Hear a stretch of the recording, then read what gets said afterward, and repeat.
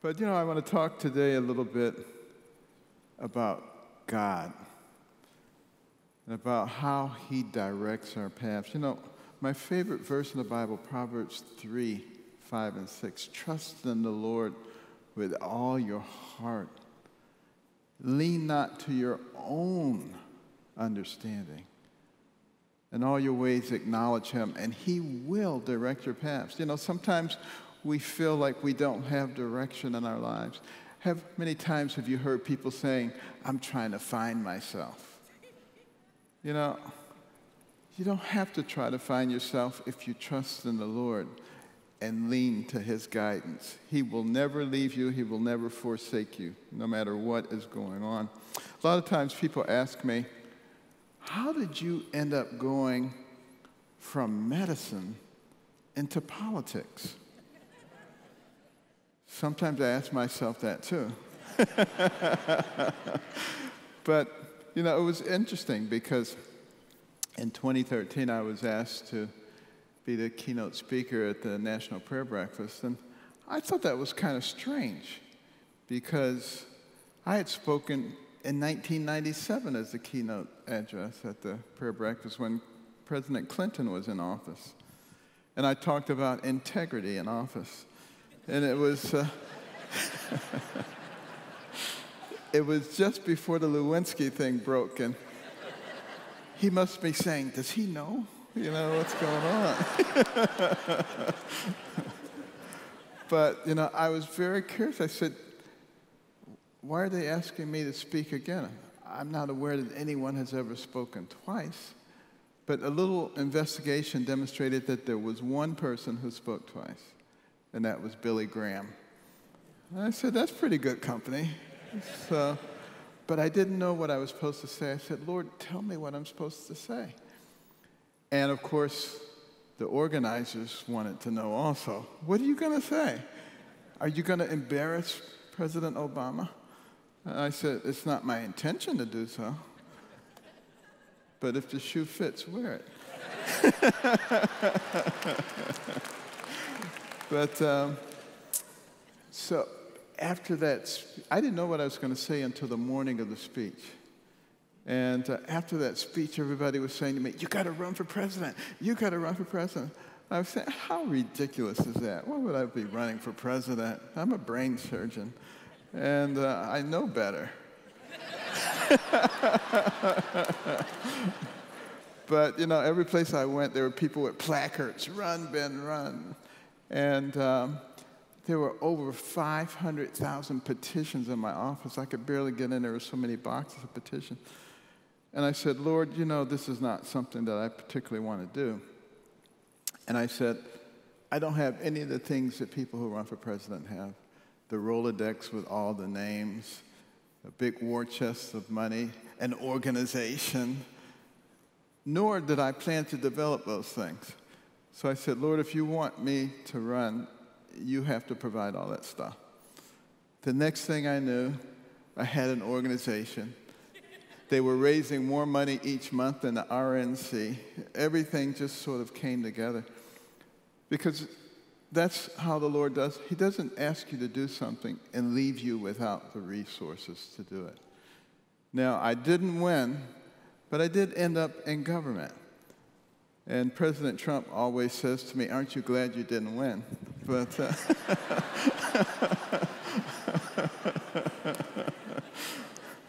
but God has purposes and things for us to do. And, as the Secretary of HUD, I saw that all of these government programs were just producing dependency, and that we needed to do things to make people self-sufficient, and started working toward that with the Envision Centers. It comes from the Bible, from Proverbs 29:18. It says, without a vision, the people perish. And there were a lot of people out there without vision, and they were perishing.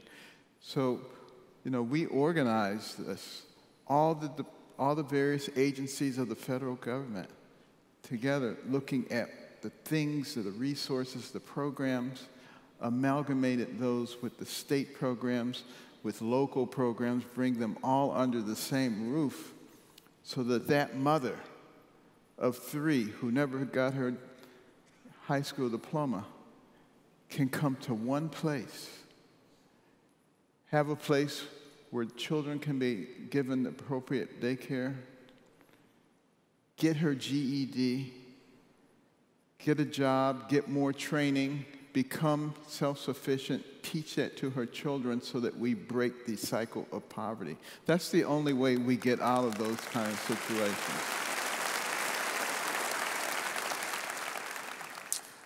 But of course, it was very interesting when I got to HUD. There had not been a CFO for 8 years. The financials were in such shambles that it had not been possible to do an audit, which is required, for several years. There were so many material defects.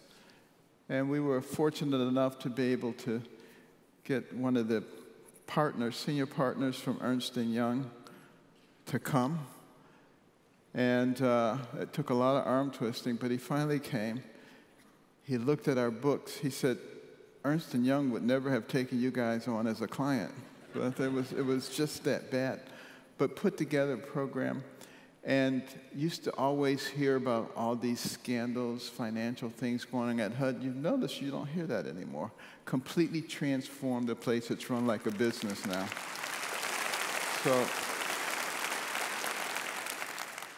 I don't know how long that's going to last, but it was, it was good. And we had some very good people. I didn't have any deputy secretaries for the first 5 months.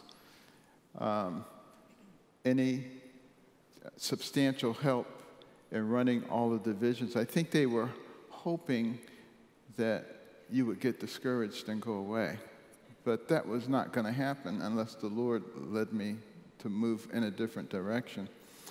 But then they started coming up with all these things like, they said, Carson buys a $31,000 table, and he's trying to cut the budget, but buying all these things. What a bunch of garbage. Basically, the facilities people had said, this furniture has been in here for 40 to 50 years. It's dangerous. People were getting hurt, and it needs to be replaced. And it wasn't a table. It was 17 pieces of furniture. And, they had everything going. Carson should resign. He's unethical. And, of course, an investigation took place. Cost the taxpayers over $1 million investigating this supposed table. Of course, they found nothing because there was nothing to find.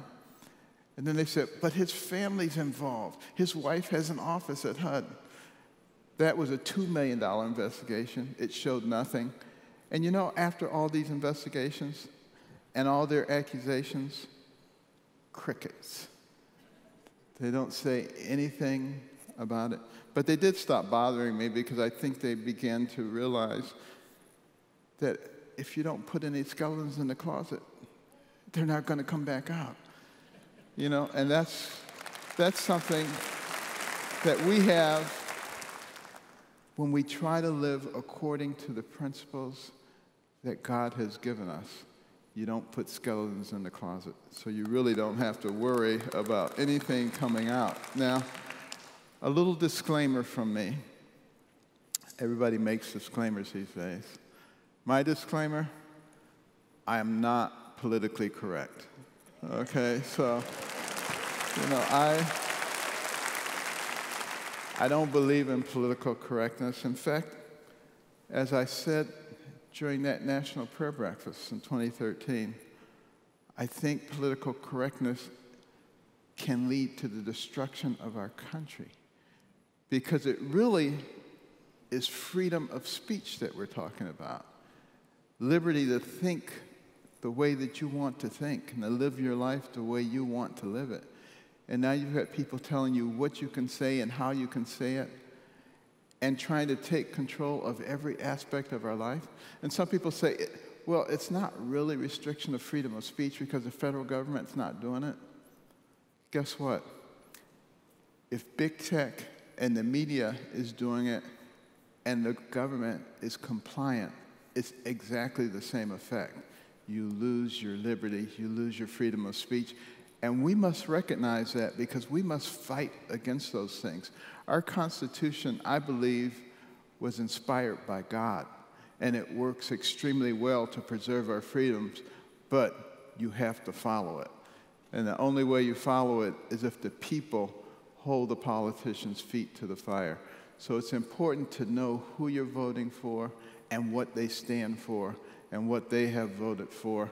And just don't look for that name that looks familiar on the ballot, which so many people do. They say, I know that name. It could be Satan, but I know that name. You know, they check that one off. We got to do better than that because that's the way our system works. And also, it's okay to disagree with somebody. They don't have to become your enemy just because there's a disagreement. You know, the United States of America is a very powerful nation. We cannot be brought down by China or Russia or North Korea or Iran, but we can be brought down from within. Jesus said, a house divided against itself cannot stand. Never has stood, it never will stand.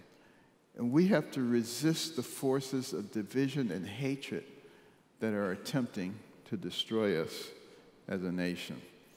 Well, you know, interestingly enough, you know, as a youngster growing up in this nation, I used to hear people saying all kinds of horrible things and how you can't make it in this society and how it's a racist society systemically. And there's all this crap going on all the time.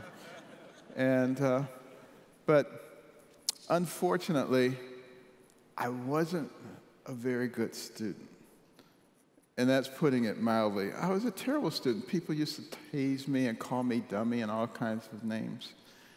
And I tried to act like it didn't bother me, but it did. It bothered me a lot. But I had a way of getting back at my classmates because I was very good at one thing, and that was getting other people kicked out of class. I knew how to do that because I would study my classmates, figured out what made them really angry, and then I would just irritate them until they were about to explode. But I would never push the last button to make them explode until we were in class and the teacher was nearby.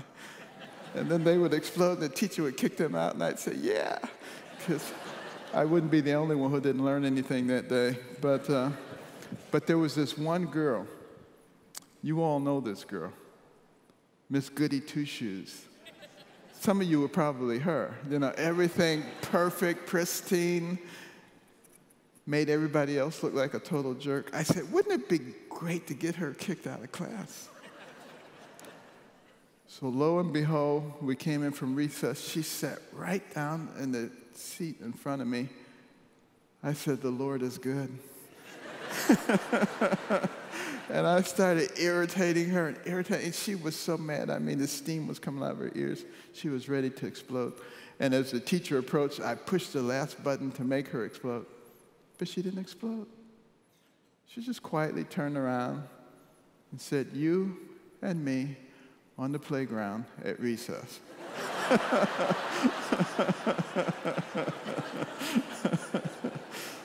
So that didn't work out all that well. I did learn to stop teasing people. But you know, my mother believed in me when no one else did. My mother was probably the wisest person I have ever known. Had less than a third grade education, but she had a lot of faith in God. And, you know, she worked as a domestic, or at least that was the cover, because she was really a spy. And she would look at these beautiful homes that she cleaned and try to figure out why these people were so successful. And she concluded that they read a lot and they studied a lot. And she came home and imposed that on me and my brother. And we were not happy campers, believe me. In today's world, we would have called social services, and they would have taken her away in handcuffs. But in those days, you had to do what your parents told you to do. And, you know, we had to read these books. She made us read books and write reports, which she couldn't read, but we didn't know that. And it was very fascinating because in the beginning, I didn't want to read the books. I didn't like reading the books. But as I started reading about incredible people with incredible success, surgeons and explorers and entrepreneurs, I began to recognize that the person who had the most to do with what happened to you in life was you. It wasn't somebody else. No one could stop you. And, you know, my study patterns began to be different. Same thing with my brother. Went from the bottom of the class to the top of the class, much to the consternation of a lot of the students who used to tease me and call me dummy, who are now coming to me saying, Benny, how do you work this problem? And I would say, sit at my feet, youngster, while I instruct you. I was perhaps a little obnoxious, but it sure felt good to say that to those turkeys. But, you know, the interesting thing is, you know, I became, you know, the top student by the time I was in the 8th grade. And they used to have a special program and a big ceremony, and there was an award for the top achieving student. And I was hoping that I would be that top achieving student. I was the only black student in the class. And I took my report card around to each teacher. They all put an A on it. I got to the last class, which was band, and I was very good in band, so I knew I'd get an A in that. And the turkey gave me a C to ruin my report card so I wouldn't get the award. To his chagrin, band didn't count, so I got it anyway. And, but during the ceremony, one of the teachers got up, and she berated all the white kids because they weren't trying hard enough. And some people say, see, that shows you there's systemic racism. No, it doesn't show you systemic racism. It shows you that there was a stupid lady there who was ignorant and didn't understand that people are people. And see, this is what we do in this society now. We take a policeman like Derek Chauvin, who was way, way out on the periphery in terms of how you treat people. And we try to say, this is how people act. This is how the legal system acts, and it doesn't. And we have to be smart enough to recognize that we are being manipulated in this country. And that manipulation, if we succumb to it, will absolutely destroy us. But the people of God should never allow themselves to go in that direction, because he will always provide, as Proverbs 3, 5, and 6 says, the direction. He will guide your paths if we will allow that to happen. And, you know, I remember as a youngster trying to determine where I should go to college. You know, I was doing very well academically, but I didn't have any money. Had enough money to apply to one college. I said, what college should I apply to? Well, my favorite TV program was GE College Ball. Anybody remember GE College Ball? Yeah, there are a few old people. And, you know, they would have two colleges against each other, and they would ask questions, science, math, history, geography. And I was very good in all that stuff. But they would also ask about classical music, classical art. I didn't know anything about that. I mean, Detroit, Southwestern High School in inner city Detroit. I mean, if you said something about Van Gogh, they would say, put gas in it, the van will go. I mean, they would have no idea what you were talking about, you know.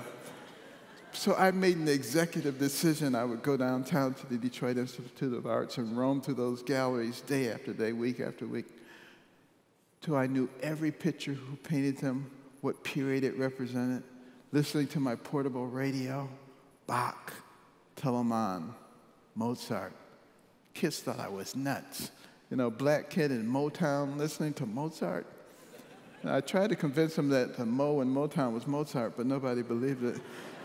And, you know, I even decided which college I was going to attend based on that program.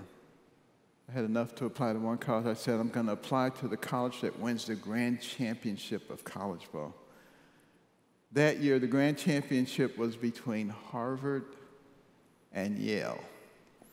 And Yale destroyed Harvard, so I didn't want to go to school with a bunch of dummies, so I applied to Yale. And fortunately, I was accepted with a scholarship. And, things went very, very rapidly for me. But God led me, I think, to Yale because that's where I met my wife, Candy, and we've been married now for 46 years.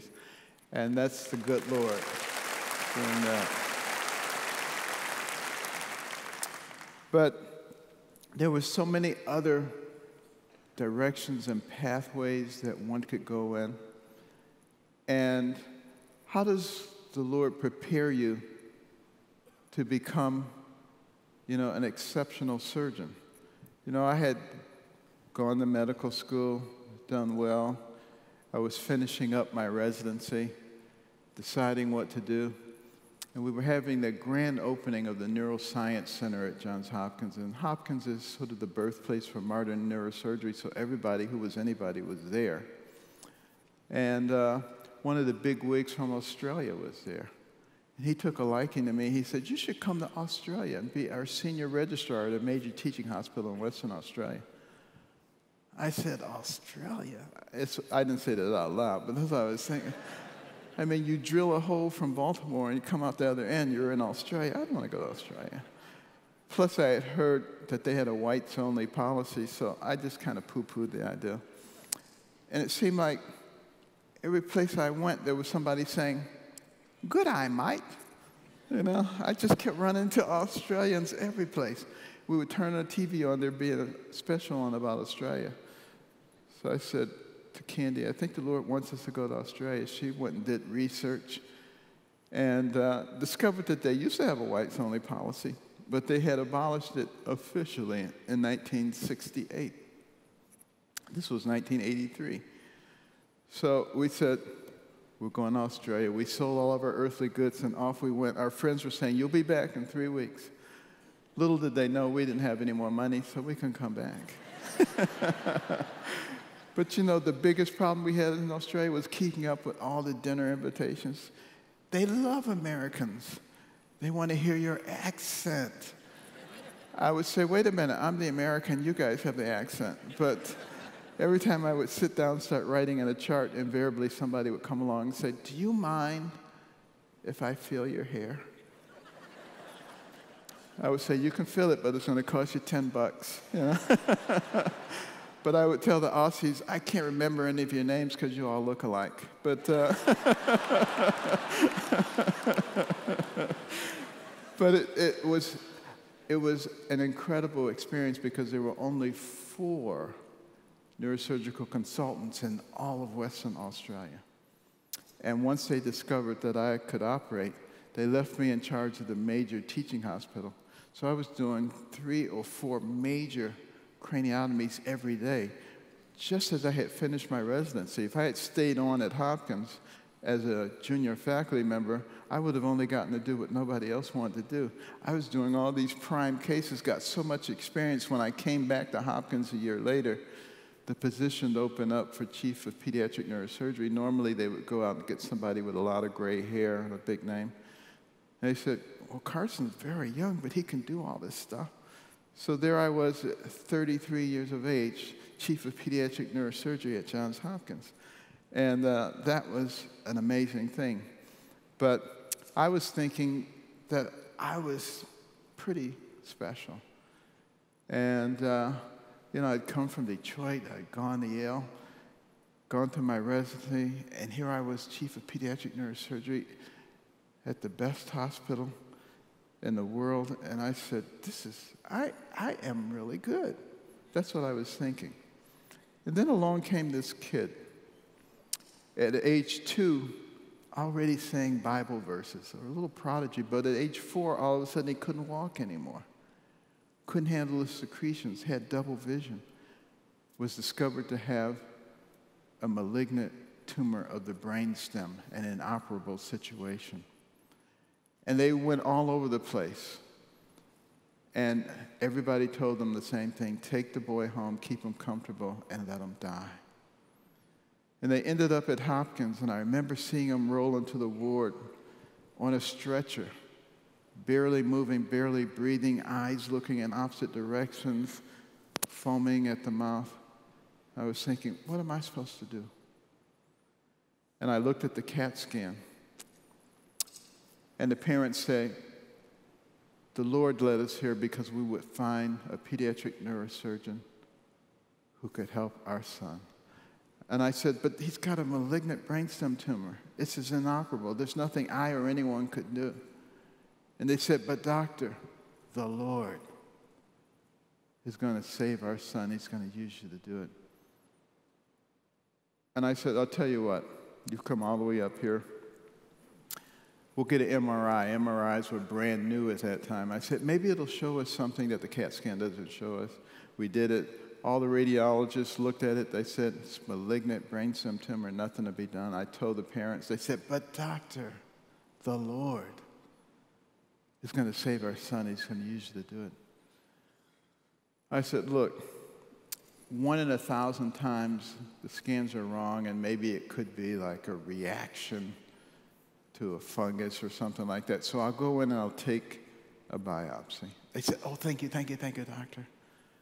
And I opened his head up, went down to the brainstem. There was this ugly grayish-red mass. And I took a biopsy, sent it for a frozen section. It came back high-grade glioma, a very malignant tumor. I took out as much as I dared, closed them up, went out and spoke to the parents. I said, look, I'm sorry, but it looks like it was what we thought. And, you know, only God knows how long a person is supposed to be here in the right time to take them, and we'll understand it better by and by, all the kinds of things that we normally say. And they said, thank you, doctor, but the Lord. And as they walked away, I said, I've never seen people with this kind of faith before, fully expecting that that boy would deteriorate and die.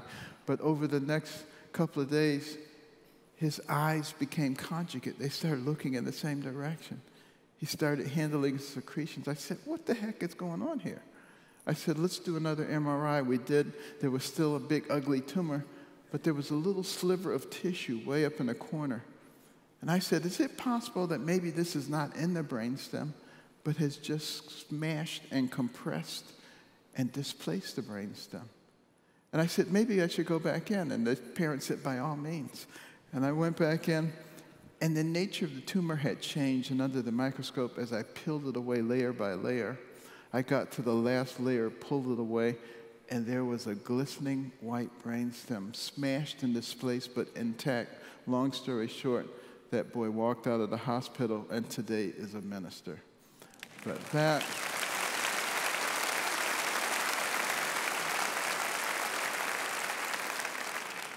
Actually, when I was campaigning for president, he actually came to several of my events and spoke. But that situation tells you what the Lord can do. One of the oncologists came to me after that. He said, Ben, I've always been an atheist. Now I'm a believer. But it was really for me. It was really for me because, see, I thought I was doing all this stuff. And after that, I realized that it wasn't me, it was him. And I said, from now on, Lord, I'll be the hands, and you be the neurosurgeon. And it was after that, all kinds of amazing things began to happen, all kinds of cases that no one else would take on. I remember there was a young man who had von Hippel-Lindau disease. This is a disease in which you develop these tumors throughout your brain, and he developed one right in the middle of his brainstem. And none of the adult neurosurgeons would operate on him because, you know, that's an inoperable situation. Unfortunately for me, his wife was a nurse on the pediatric neurosurgery service. And she says, you got to operate on my husband. I said, but he's an adult. I'm a pediatric neurosurgeon. She says, he acts like a child. So and I couldn't escape her, and she was always putting pressure on me. I had to do this. So I said to him, you know, if I undertake this operation, there's at least a 50-50 chance that you will die on the table. And he said, but doctor, if you don't operate, there's a 100% chance that I'm going to die. I'll take 50-50. I said, that sounds pretty mature. The operation was very difficult. He developed all these new vessels. And under the microscope, I made a very tiny hole in the brainstem. You couldn't open it wide enough to look inside because brainstem is like a coaxial cable. Everything is important in there. So I just made a little hole and put a probe in and felt for something that felt different. And I felt it and put a little grasper in, started pulling it out, and very slowly delivering it through this very small hole. And then the evoked potentials went flat. And the anesthesiologist said, the evoked potentials are gone. You killed him. He's dead. Because he was very much against the operation. And he says, I told you were going to kill him. Well, got it all the way out, closed him up. He went to the ICU. Everybody was quite sad. But you know, the next morning when I came in, he was sitting up in the bed. He had been extubated, and he was telling jokes. And he went, I did very well, you know. And I knew that I didn't do that. I knew who did do it. And that kind of characterized my whole neurosurgical career. And there were so many other things that happened. The Banda operation. These were craniophagus twins joined at the top of the head, facing in opposite directions. Those kinds of twins had never been separated before. This was in South Africa. We went in, we did that operation. It took 28 hours. And we had reached a point in that operation where it looked impossible. It looked like spaghetti, red spaghetti and blue spaghetti. They were all mixed, trying to figure out how do you separate them. It's like trying to defuse a time bomb. And I just sat down and started trying to remember all the things that I had seen on the computer, because I couldn't bring the computer from America with me in terms of where the different vessels went. And I don't even remember what happened over the next several hours. But the other neurosurgeons in the room told me afterwards they couldn't believe what I was doing. And I knew it wasn't me. But when we finished that operation after 28 hours, one of the twins popped his eyes open, reached up for the tube. By the time we got to the ICU, the other one did the same thing. Within 2 days, they were extubated. Within 3 days, they were eating. Within 2 weeks, they were crawling. Today, they are adults who are perfectly fine. That is the power of God. And you know, before that operation, I had tried separating another set of twins from South Africa, and it had not worked. And I was very disappointed. But during that operation, we had put together a team and the equipment that made it possible to be successful in the other operation subsequently. And sometimes God takes us through some trials to give us what we need in order to be able to accomplish something else. And that's what we have to remember. So that's why it says, trust in the Lord with all your heart, lean not to your own understanding. We don't understand these things because we cannot see the end from the beginning. But He can see the end from the beginning. And if we will only trust Him. And we don't have to be concerned about what's going on in our country right now. I mean, it looks like the end. But do you really think God's going to neglect us at this point? If he was willing to save Sodom and Gomorrah for 10 people, we're good, okay? Don't worry about it. Just trust in the Lord with all your heart. And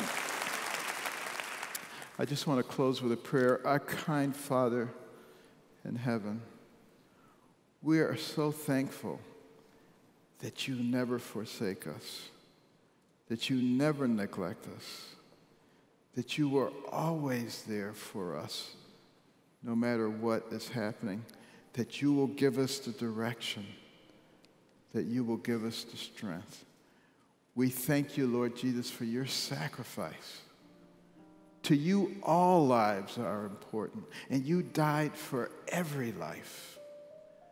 And let us be your eyes and your ears and your hands on this earth to bring about your will, we ask in the very worthy name of Jesus.